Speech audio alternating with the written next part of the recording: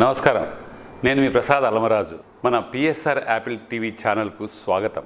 ఈరోజు ముఖ్యాంశాలు మీకు ధన్యవాదాలు. యాపిల్ డయాగ్నోస్టిక్ మెడికల్ సెంటర్ విశిష్ట నైపుణ్యం గల డాక్టర్ల పర్యవేక్షణలో 20 సంవత్సరాలుగా అందుబాటు ఫీజులు, నమ్మకమైన రిపోర్టులు. యాపిల్ డయాగ్నోస్టిక్ సెంటర్ అత్యాధునిక వైద్య సేవలను అందుబాటు ఫీజుల్లో అందించే వైద్య సంస్థ. పేషెంట్లు తమ డయాగ్నోస్టిక్ టెస్ట్ల కోసం ఎంతైతే అవసరం ఉందో అంతే ఫీజు ఇక్కడ ఉంటుంది. ఇక్కడ మీరు చెల్లించే ప్రతి రూపాయికి విలువ ఉంటుంది. అందుకే గత 20 సంవత్సరాలుగా వేలాది మంది మధ్యలో గుర్తింపు పొందింది. డయాగ్నోస్టిక్ టెస్ట్ల కోసం అనవసర ఖర్చులు తగ్గించుకోవాలంటే అడుగుపెట్టండి Apple diagnostic medical center, Kukatpally, Moosapet, Bachupally, Nalgonda మరియు మహబూబ్నగర్. సంప్రదించవలసిన నంబర్లు 9000 97980 8008804001. మాజీ మంత్రి కేటీఆర్ కాసేపట్లో ఏసీబీ ముందు విచారణకు హాజరవుతున్నారు. ఫార్ములా ఈ కారు రేసులో సంబంధమున్న నిధుల దుర్వినియోగం ఆరోపణలపై కేటీఆర్ ను ఏసీబీతో పాటు ఈడీ కూడా విచారణకు పిలుస్తూ నోటీసులు జారీ చేసింది. ఇదే సమయంలో మాజీ మంత్రి హరీష్ రావును గృహ నిర్బంధం చేశారు. హరీష్ రావు నివాసం వద్ద పోలీసులు భారీగా మోహరించారు. ఈ రోజు కేటీఆర్ తో పాటు ఆయన లాయర్ రామచంద్రరావు కూడా విచారణకు హాజరవుతారని సమాచారం. కేసీఆర్ గారి సైనికుడిగా స్వచ్ఛమైన మనస్సుతో, నిర్మలమైన హృదయంతో స్పష్టంగా నేను గతంలో చెప్పింది మళ్ళీ చెప్తా ఉన్నా. తెలంగాణ ప్రతిష్ట పెంచడానికి, హైదరాబాద్ బ్రాండ్ ఇమేజ్ ని అంతర్జాతీయం చేయడానికి, హైదరాబాద్ ని ప్రపంచ పటంలో నిలపడానికి ఆనాడు రాష్ట్ర మంత్రిగా ఎన్నో ప్రయత్నాలు చేశాం. ఆ ప్రయత్నాలు చాలా మేరకు ఫలించి హైదరాబాద్, తెలంగాణ భారతదేశంలోనే ఒక ప్రధానమైన నగరంగా ప్రపంచ దృష్టిని ఆకర్షించే స్థాయికి తీసుకొచ్చే విధంగా పనిచేశాం.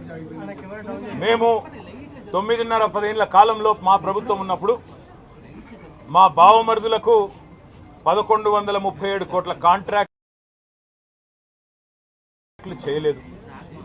మంత్రిగా నేను కౌన్సిల్లో కూర్చొని, కౌన్సిల్ ఆఫ్ మినిస్టర్స్లో, క్యాబినెట్లో కూర్చొని నా కొడుకు కంపెనీకి కాంట్రాక్ట్లు ఇచ్చుకోలేదు. లేదా నేను ల్యాండ్ క్రూజర్ కార్లు కొనుక్కోలేదు. ఆ పనులు రేవంత్ రెడ్డి గారు, ఆయన మంత్రివర్గ సహచరులు, ఆ సాగు తెలివితేటలు, ఆ అవినీతి తెలివితేటలు వాళ్ళకే ఉన్నాయి. నేను 50 లక్షల రూపాయలతో ఎమ్మెల్యేలను కొనుగోలు చేయడానికి పోయి దొరికిపోయిన దొంగను కూడా కాదు. నేను నిఖార్సైన తెలంగాణ బిడ్డను. ఏ పని చేసినా తెలంగాణ కోసం, హైదరాబాద్ ప్రతిష్టలు పెంచడం కోసం చేశాను. అర పైసా అవినీతి కూడా నేను చేయలేదు, చేయబోను. సరే, ఇవాళ ఈ కొంచెం ఉర్రకుండా ఆగలుగుతారా? ఇవాళ కొంతమంది అర్థమయ్యి కాని వాళ్ళు, తెలిసి తెలియని వాళ్ళు ఏదో కొంత బురద జల్లి తాత్కాలికంగా మీడియా మేనేజ్మెంట్ ద్వారా రాజకీయ పబ్బం గడుపుకోవాలనుకునే కాంగ్రెస్ వాళ్ళకి నేను చెప్పేది ఒకటే, నిజం నిలకడ మీద తెలుస్తుంది. మీరు ఇవాళ చల్లే బురద ఎట్టి పరిస్థితుల్లో మా దృష్టి ఏదైతే కేంద్రీకరించబడిందో దాని నుంచి తప్పించలేదు. మేము మాట్లాడుతూనే ఉంటాం, కొట్లాడుతూనే ఉంటాం. గత సంవత్సర కాలంగా విద్యుత్ ఛార్జీలు పెంచవద్దని కొట్లాడింది టీఆర్ఎస్. లగచర్లలో నువ్వు రైతులను జైల్లో పెడితే అడ్డుకున్నది టీఆర్ఎస్. నువ్వు హైడ్రా పేరిట ఇండ్లు కూలగొడితే అడ్డుకున్నది టీఆర్ఎస్. 6 గ్యారంటీల అమలు నువ్వు చేయకపోతే నిలదీసింది అడుగడుగున కేసీఆర్ బృందం.